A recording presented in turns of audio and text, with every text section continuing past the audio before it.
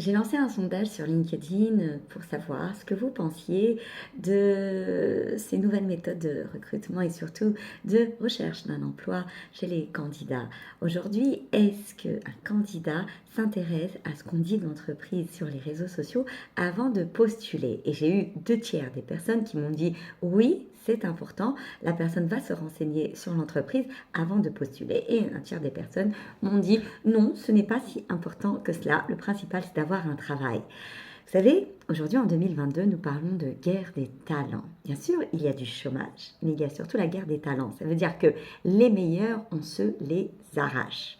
Une entreprise a donc tout intérêt à mettre en place toutes les stratégies possibles pour attirer les meilleurs, savoir les conserver. Ça, c'est très important, les retenir. Donc, la première chose à faire, c'est de soigner votre image en tant qu'entreprise. Si vous souhaitez que les meilleurs s'intéressent à vous, qui viennent, eh bien, le réflexe va être d'aller vérifier ce qu'on dit de vous. Avant les réseaux sociaux, on demandait si on avait un cousin qui y travaillait, on disait qu'est-ce que tu en penses? Aujourd'hui, à l'heure des réseaux sociaux, quelques clics nous permettent de savoir qui vous êtes. Donc, vous traînez, que vous le vouliez ou non d'ailleurs, une réputation. On parle de vous. D'ailleurs, même quand on ne parle pas de vous, ça peut nous sembler bizarre. Donc, première étape pour une entreprise, c'est de soigner cette réputation qu'elle a. Ça va passer par la création, en tout cas, la stratégie de la marque employeur. Pourquoi j'ai dit création puis j'ai hésité? Parce qu'au final, vous êtes déjà une marque. Vous faites des choses, vous dites des choses, vous avez des collaborateurs qui communiquent et vous laissez des traces. Donc, qu'on le veuille ou non, on a déjà une certaine perception, une impression de vous.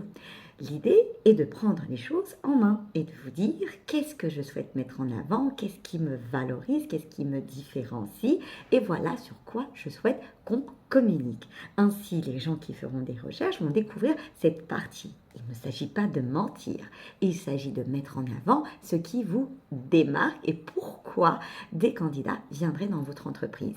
On parle, et c'est un terme économique, de propension à recruter. Nous allons donc augmenter la valeur de notre entreprise, cette valeur perçue aux yeux du candidat, pour que quand il fasse une recherche, il trouve vraiment ce que nous souhaitons qu'il voit.